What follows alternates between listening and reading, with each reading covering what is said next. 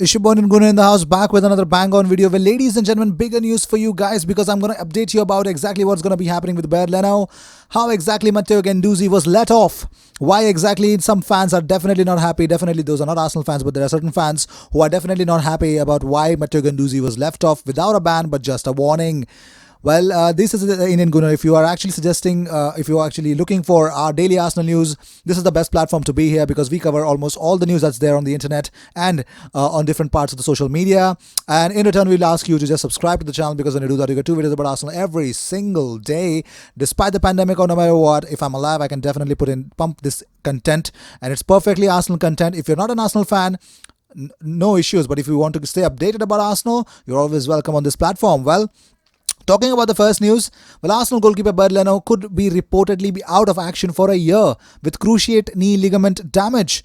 Now, I actually go to Cannon Fodder TV, and one of those there I actually mentioned that the way I saw the injury, I could see that it was the cruciate ligament and definitely the menisci injury on his knee. So that could definitely put him on the sidelines, probably 6 to 8 months.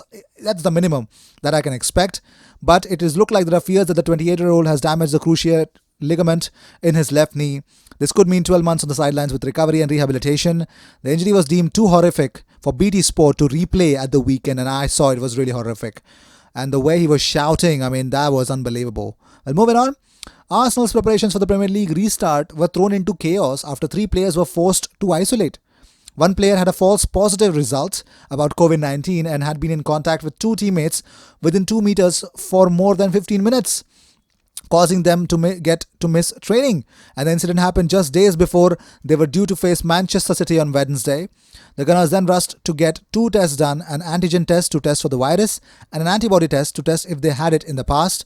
All the tests came back negative and the players were allowed to train. So finally, see, these are the whole conditions that the players have to play in. Okay, so if they don't give the 100%, we can also not blame them.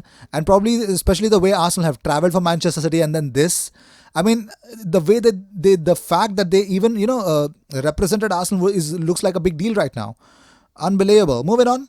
Black, Asian and minority ethnic coaches will be they could now join EFL clubs from the start of next season under a groundbreaking pilot scheme close to being finalized. 2-year bursary funded by Premier League and the Players Football Associations, PFA, who hope clubs will employ full-time for year 3. Now this is the breakthrough. Okay, we have not seen a BAME coach I haven't, but that'll be really great to see someone like that in the Premier League. Well, moving on. The process of sorting loan and contract extensions for players at Arsenal are out on loan well underway. And James Benge says that I'm told extension of Emil Smith-Rowe's loan to Huddersfield is signed off. The Premier League clubs have until tomorrow to get these deals agreed. In terms of players in Mikel Arteta's squad, Arsenal have decisions to make on David Luiz, Cedric Soares, Pablo Mari and Dani Ceballos. Well, talking about it this week has 2 games for us. On Thursday, 25th of June, we're going to face Southampton at the St. Mary's. And then we're going to face Sheffield United, ladies and gentlemen. Yes, the Bramall Lane is ready for Arsenal on Sunday, the June the 28th, for an Emirates FA Cup.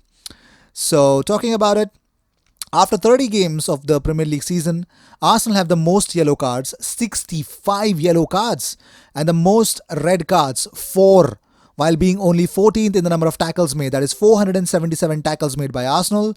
That is really hard to understand. I mean, how do we get this? Is a problem with the referees? I don't know. And Arteta's Premier League record when Xhaka completes 90 minutes, 9 games, 0 defeats, 4 clean sheets, 90 minutes per goal conceded. And Arteta's Premier League record when Xhaka fails to complete 90 minutes, 3 games played, 3 defeats, 0 clean sheets, 34 minutes per goal conceded. Like it or not, well, Granit Xhaka is the key for that midfield for Arteta's Arsenal. Well, moving on. Negotiations are continuing for a Kluivert-Mkhitaryan swap deal.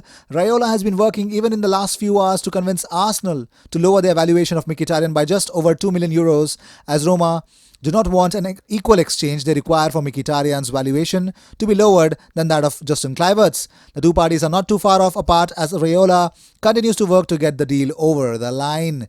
It is understood that a 4-year contract worth 3.5 million euros, which is double Kluivert's current salary, is on the table. So Kluivert will definitely jump the gun towards Arsenal.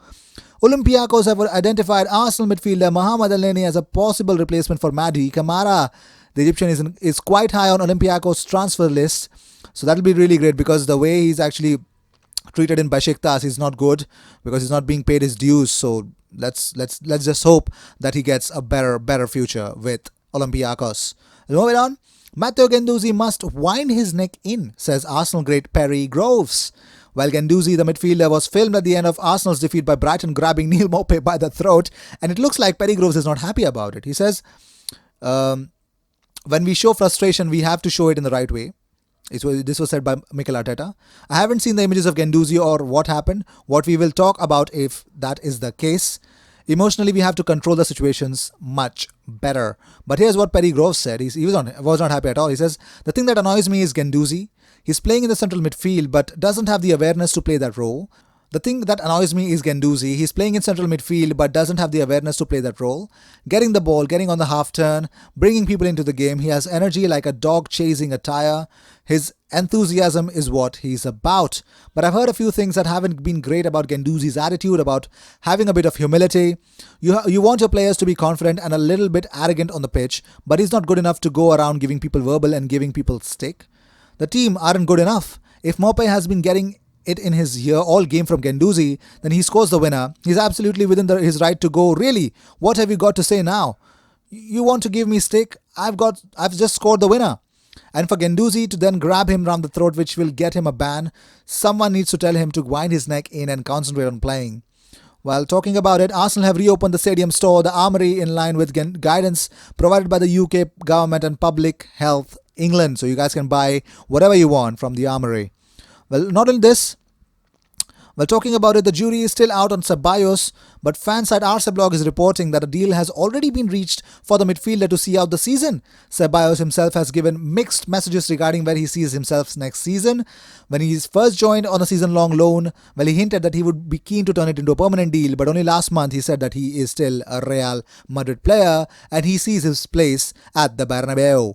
Arsenal fans will be wondering just why did Cedric Soares was ever signed in the first place, because his contract at St. Mary's runs out on June 30th and it likely he won't be getting a new one. There will be eyebrows raised if he has done enough to prove to Arteta that he's worth an Emirates extension. It's whole and soul up to Arteta. Well, Gunners thought that they had snaffled a bargain when they snipped up David Luiz, but it looks like due to the error-proneness, Ruud Gullit is definitely not happy about it. He says he has branded David Luiz as overrated and wonders why Arsenal signed a player who flopped for Brazil at the World Cup 6 years ago. Oh, he didn't hold back. He never minces his words, does he? He says David is not doing well. I think he's an overrated player, really. When he played in midfield, I thought he was reasonable. But then there was already discussion about what he actually is as a player. But he preferred to play as a defender. Well, we all remember the match between Brazil and Germany. I just can't understand it. Most clubs have done away with him, but he keeps coming back somewhere. Oh my God.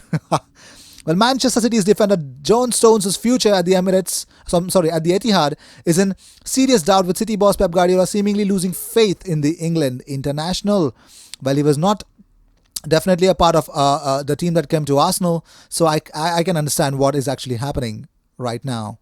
Well, not only this, let's talk about Matteo Guendouzi avoids a ban. Both Arsenal and Brighton warned and are reminded of their responsibilities after the scuffle at the end of Saturday's game. Well, he avoids an FA ban for grabbing Neil Maupay by the throat, but the FA confirmed that Guendouzi's conduct during this incident was not seen by the match officials, but subsequently reviewed by the VAR, so he will face no further action. Both clubs warned for mass confrontation.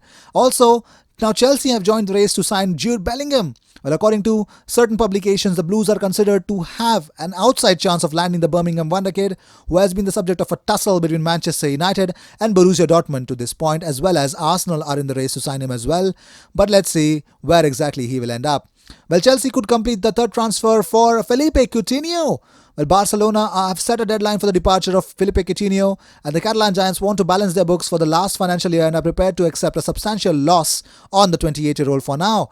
Barcelona signed him from Liverpool and probably are regretting that whole movement, but Arsenal, Chelsea, Everton, Tottenham and Newcastle have all been tipped to challenge for his signature in the upcoming transfer window. So it'll be really important to see who exactly can afford the 240k a week wages, but that'll be really a bigger problem. for the government to consider staging test events in July to prepare for eventual return of supporters to the Premier League stadiums. So it'll be really huge. Well, Arsenal have until tomorrow to secure Luiz's future, who is free to leave the club on 30th June. His future is in the balance be given the widely differing financial scenarios the club may face after this summer, and extensions are yet to be finalized for Ceballos and Cedric. Well, these were the news of the day. I hope you enjoyed whatever came your way. All the views and news and everything about Arsenal comes on this platform every single day, twice. So sit back, relax, and enjoy all the news that comes on this platform. I will see you in my next video. Until then, cheers. And don't forget to subscribe. We're on a mission of reaching 5,000 subscribers. We're not far off. You guys can help me. 302 subscribers is all I ask for now. I will see you in my next video. Until then, cheers.